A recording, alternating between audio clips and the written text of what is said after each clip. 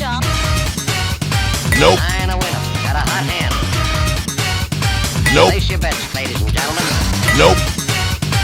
Nine a winner. Got a hot hand. Who Nope. wants to come? Six the point. Who wants to come? Six the point. Who wants to come? Six the point.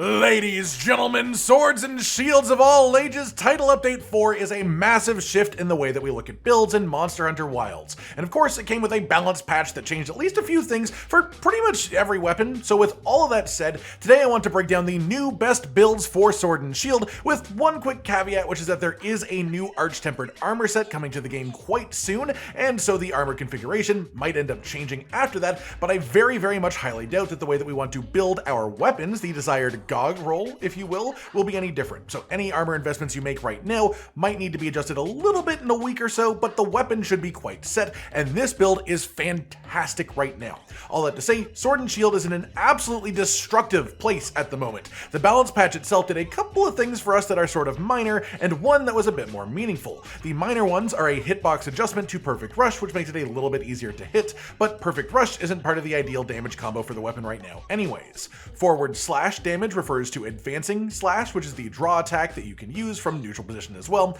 and that was increased by around 27% damage, which is a decent amount, but not enough to make that attack worth purposefully using any differently than you would have before.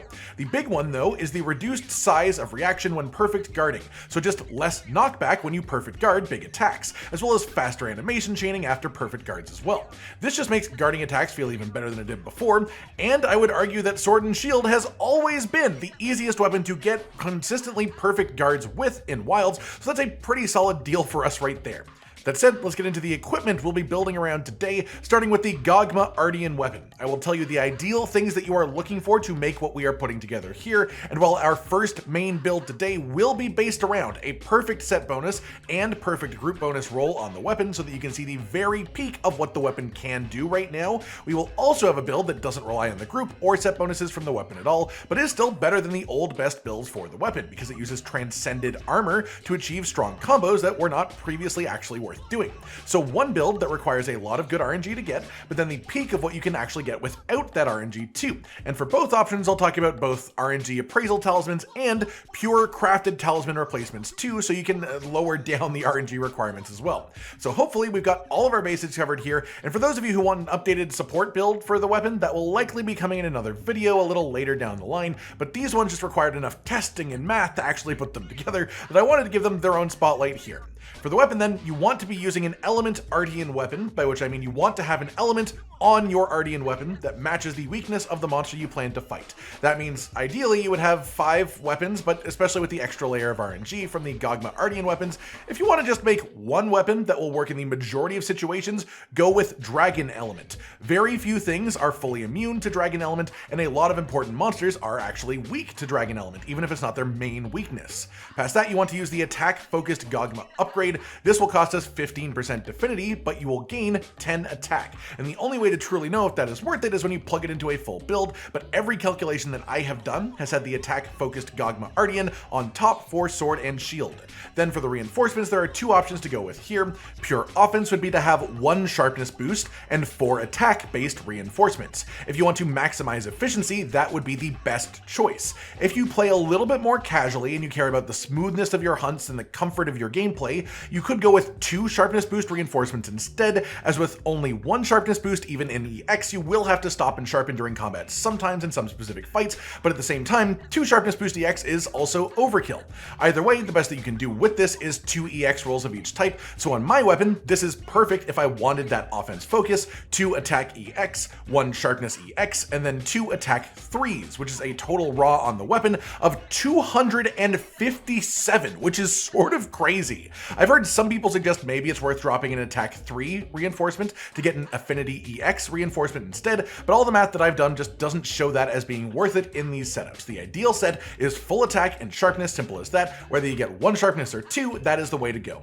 As for the set bonus and the group bonus on your weapon, again, we are only counting this for one of the 2 builds, so you can still make something grossly powerful even without these being perfect, as this system is very RNG based, but the best set bonus for this is Gore Magala's Tyranny, which is the one that gives you you Frenzy, and you get bonus affinity after clearing Frenzy, just as a part of how that debuff works. And then the Gore armor itself does not have great skills, so getting part of that very strong set bonus from your weapon makes it a lot more viable in proper meta builds. Then for the group bonus, we take Lord's Soul. This is pretty much the only group bonus that affects your damage, and the main thing that it actually does is let us fit another set bonus into our build. Having one rank of Lord's Soul on your weapon means that you only have to use 2 gamma armor pieces to finish that off, instead of the normal 3 that you would have to use, and that's great. A close competitor to this is to get the Ebony Odogaron set bonus instead of Gore Magala, but the end result build has one less agitator than this sort of configuration, so it's very, very nearly as good. So if you get that one, you can work around it and it will be almost as powerful, but it's just one slight step below this build I'll be showing you right now that has Gore Magala set bonus from the weapon.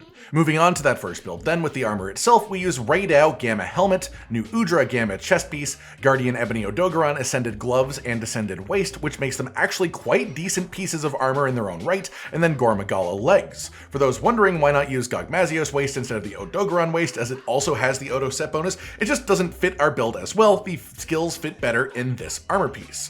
For the talisman on this one, the Gog RNG option would be either 3 offensive guard or Master's Touch in the weapon skill slot, and then either 1 weakness exploit or 1 agitator in the armor skill slot. Then it being a rarity 8 talisman as well, so you get the extra weapon decoration slot too as a bonus to work around. If you don't have a talisman that fits that description, the best crafted talisman for this setup would just be the Exploiter Charm 2, which is the pure weakness exploit crafted talisman, and then you could remove 1 weakness exploit decoration from the build and replace it with an extra agitator rank instead. For your mantle, Corrupted Mantle is always going to be the only one of these that properly increases your damage. It is by far the winner for offense and damage dealing, though I do quite like Rocksteady Mantle myself if you want more comfort instead of just pure offense all the time. In the weapon decoration slots, you want either Offensive Guard 3 or Master's Touch, whichever of the two is not coming from your talisman. Then you also want to have 5 ranks of crit boost. If you are using a crafted talisman instead, you would only be able to run 3 ranks of crit boost instead of 5, because the other 2 weapon skills are more important than the final 2 ranks of crit boost. For your armor decorations, 1 Challenger decoration for a rank of agitator. Then you can either do a second Challenger decoration for another rank of agitator, or you can take Flayer rank 1 in this slot as well, because Flayer is actually quite good right now, especially at its first rank, so there is definitely an argument that one of the 2 agitator decorations could just be 1 rank of Flayer instead, and that might make it more efficient. It's hard to know for sure because we're that early on in the testing, but just to mention it while we're here. Then we've got 3 Tenderizer Jewels to finish off Weakness Exploit as a skill as well and get that to maximum ranks because it's quite important. We get 2 Mighty Jewels to get maximum might up to its full ranks as well, as that is another very important skill. We get 1 Counterstrike just to finish up Counterstrike to its full ranks as well, because even on Sword and Shield, where you block a lot of the hits and you don't have an offset attack to trigger it manually, Counterstrike as a skill just is a damage increase. You could get hit once every 3 minutes and Counterstrike would still be a damage increase over the setup that does not have that skill. I've had people ask me why I use Counterstrike on Sword and Shield for a very long time, and the answer is simply that the math shows it is worth it even if you have very low uptime with it. Then we have 2 Sane Jewels to finish off the Antivirus skill, which gives us bonus affinity after we clear Frenzy. The full skill list then is 5 critical boost, 3 offensive guard, 1 attack boost from the weapon slot on the talisman, though I highly recommend switching that out to being guard up for any fight that has a guard up requiring attack to be able to block it.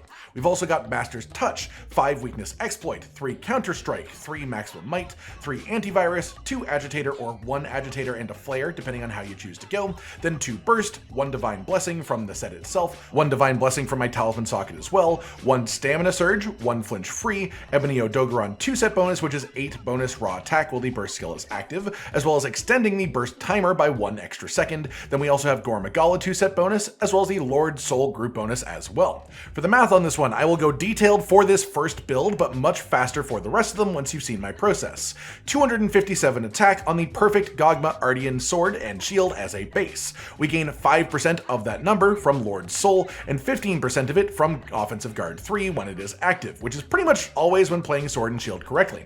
These percent boost numbers do not include each other in their calculations, they both work off of the weapon's base attack number itself, but this in total gets us to 308.4, plus 3 for attack boost 1, plus 5.2 for agitator rank 2, counted at 65% uptime, plus 12.5 for Counterstrike 3, counted at 50% uptime, plus 10 for burst rank 2 at the full bonus, as we will nearly always have the 5 hit streak running from burst, and then plus 8 from burst boost, which is the Odogaron set set bonus for a total raw of 347.1. For affinity, the weapon has a negative 10% as a base, then we gain 30% affinity from weakness exploit rank 5, we get 3.25% affinity from agitator rank 2 counted at 65% uptime. We get 30% affinity from maximum might rank 3, and then 25% affinity from the combined effect of frenzy being cleansed and antivirus rank 3 for a total affinity of 78.25%. Then we have full 5 ranks of critical boost, which makes the critical hit damage multiplier be 40%. We have a 78.25% chance of that triggering, which results in an overall damage increase of 31.3%. Apply that to our total raw number from earlier and we go up to 455.74. Increase that number by a further 32% for the white sharpness damage modifier, and we end up with 601.6 effective raw as our end total for this weapon, which is around an 11.5% increase over the best build before the patch, which was 539.1 effective raw. So this is genuinely quite a meaningful upgrade if you can put the whole thing together, but of course this is the one with very hefty RNG requirements, so let's back it up a step and talk about how good you can do without that. So next up, let's talk about the best build that you can make without relying on Gogma Artian weapon for any of the set or group bonus contributions, just using it as a stat stick with massive attack on it. We will use an RNG talisman for this one to start with, but then afterwards I'll show you how to adjust the build and do a second set of math for how it would look with a crafted talisman only, just so you can get an idea of the full sort of like suite of power differences based on different levels of RNG. I said the armor set for this one is the Ray Dow Gamma helmet, the new Udra Gamma chest, the Guardian Ebony Beta transcended gloves and legs, and then the Ray Dow Gamma waist. The main purpose of this is it gets us the Lord Soul group bonus as well as the Ray Dow 2-set bonus and the Odogaron 2-set bonus, which has been quite good since they buffed it a few patches back, but only now is worth actually putting in meta sets because of the transcended armor system, giving the armor pieces just better decoration slots to actually work with. For the talisman, the Gog roll for this one is almost identical for the one for the first build. It is either Offensive Guard 3 or Master's Touch as the weapon skill slot, and then either Weakness Exploit 1 or Latent Power 1 as the second skill slot. Agitator would be okay, but is less ideal than those two options. Weapon decorations follow these same rules as usual for this weapon. You want Offensive Guard 3, Master's Touch, and 5 critical boost across your weapon skills, no matter how you get that specific combination. For your armor decorations, you want 3 Tenderizer decorations to finish off Weakness Exploit, 2 Throttle decorations for some more latent power, 1 Counter decoration to finish off Counterstrike to the full 3 ranks, and then you actually have a spare 2-slot socket, but the armor comes with 1 earplugs by default just as a skill on the actual armor, so I've just stuck in a second earplugs rank here to make myself immune to most monster roars in the game. But you could do something like peak performance there instead if you wanted to. I just find earplugs rank 2 specifically to be very high value. Then in the talisman slots, again, either attack rank 1 in the weapon slot or guard up if you are against a monster that uses attacks that require it. And then I've got Divine Blessing for my spare 1 slot, but you can use whatever sort of utility you'd like there. Full skill list for this one then is 5 critical boost, 3 offensive guard, 1 attack boost, Master's Touch, 5 weakness exploit, 4 latent power, 3 counterstrike, 3 maximum might, 3 divine blessing if we include the rank for my talisman socket as well, 2 earplugs, 1 burst, 1 stamina surge, and then Ebony Odogaron 2-set bonus, Ray Dow 2-set bonus for the longer latent power duration, and then the Lord Soul group bonus on top of that as well. For the math on this one then, 257 attack on Gogma Artian with ideal reinforcements, increased by our percent bonuses up to 308.4. Add on our raw attack bonuses for a total raw of 339.9. Negative 10% affinity on the weapon by default. Add on our bonuses from skills for a total affinity of 76.4%. Full crit boost is a 40% damage multiplier, 76.4% chance of that happening is an average damage increase of 30.56%. Apply that to our total raw to get 443.77, increase that by a further 32% for the white sharpness modifier, up to 585.8 effective raw. That means overall, this set is around 2.7% less potential damage output than the pure full RNG one we talked about first. Getting a perfect set of set bonus and group bonus on your weapon could take a long time though, and this build is usable without having that, and is still way better than the best sword and shield build was before Title Update 4, so it is absolutely worth switching into for now. Then finally, let's go over the fully crafted build. No RNG set or group bonuses from the weapon, no RNG talisman used for this either. The set is mostly the same as the last one: Raydao Gamma Helmet and Waist, new Udra Gamma Chest, and Guardian Ebony Beta Transcended Gloves and Legs. Then we have the Power Charm for 3 latent power, which is a lot of value if you also have the Raydao 2-set bonus to make latent power properly worth having around, and we do. For weapon decorations, the crafted talisman means that we can't hit critical boost 5, so instead we go for offensive guard 3, master's touch, and critical boost 3. For the armor decorations, 4 tenderizer jewels to finish off that skill to maximum ranks, as it's just very, very important. We get 1 counter jewel to finish off counterstrike to the full 3 ranks, and then you can put in 1 rank of agitator like I have here, or you can use a flare decoration instead for that 1 rank of flare that we talked about earlier, as flare is just in a really good place right now. Then we have 1 spare 2-slot decoration socket to use however you please, but again, I have put earplugs in here just because we get 1 rank for free from the armor pieces, so it sort of just makes sense as far as I'm concerned. The full skill list then for this one is 3 critical boost, 3 offensive guard, master's touch, 5 weakness exploit, 5 latent power, 3 counterstrike, 3 maximum might, 2 divine blessing, 2 earplugs, 1 agitator or 1 flare, your choice of how you use that decoration slot, then 1 rank of burst, 1 stamina surge, Ebony Odogaron 2-set bonus, Raydao 2-set bonus, and the Lord Soul group bonus as well. As for the math on this final one, adding our percent bonuses to the base weapon attack puts us up to 308.4. Add on our flat attack increasers for 339.5 total raw. For affinity, negative 10% on the weapon itself. Put our other sources together on top of that though for a total of 84.95% average affinity. Critical boost 3 makes critical hits have 34% increased damage, so an 84.95% chance of that happening is an average overall damage increase of 28.88%. Apply that to our total raw and you get 437.38, and increase that by a further 32% for the white sharpness modifier to get 577.3 effective raw as our total for this build. This is only 1.5% less than the build we just talked about. It's around 4.2% less than we talked about for the main best overall build that we did at the start, and it's still 7% higher effective raw than the absolute best possible builds were from before the title update that were using RNG talismans and such, and this is fully crafted, so this is absolutely worth upgrading to even if you have nothing. The question is simply, how much upgrading do you get to do? Do you get to do this one? Do you get to do another step of it if you have an RNG talisman that fits? Or if you've got the full Gog weapon, well, you get to be really, really strong now. That pretty much does it for the builds then, so to quickly just go over the sort of ideal sword and shield playstyle, you want to do the lateral slash combo as much as possible, which is the stationary secondary attack combo. Then you want to end it with spinning reaper into charge chop combo whenever it is possible to do so. If the monster is moving and one of those end of combo attacks would miss, you should just sort of skip them and reset to the start of the combo. It's better to consistently hit lateral slash combos than it is to attempt charge chop every time and miss it frequently. Outside of that, always try to perfect guard every single attack that is thrown at you, both for maintaining your offensive guard uptime and for getting counter slashes as a reward for doing it correctly as well. That just about does it for today then everyone, your guide to the tippity top meta builds as of Title Update 4 and all of the changes that have come alongside this update. Things are very different than they used to be, and even if you only use crafted gear and don't engage with the heavier RNG side of stuff, you can still get notably more powerful than you could be a few days ago with this weapon. I hope you've all enjoyed this, and I hope you all enjoy using these builds for yourselves in the game too. Like if you liked the video, subscribe and hit the notification bell for more, and most importantly, ladies and gentlemen, until next time, stay sweet. Josh, Cotton, and Hollow with the videos, dropping the humor like a hammer on your tippy toes, bringing entertainment on a daily arrangement to take our insanity and turn it into entertainment. Yes, I said entertainment twice, to reiterate that it is nice to look into your faces on a mostly daily basis when you let us in your homes to make the whole world our stage.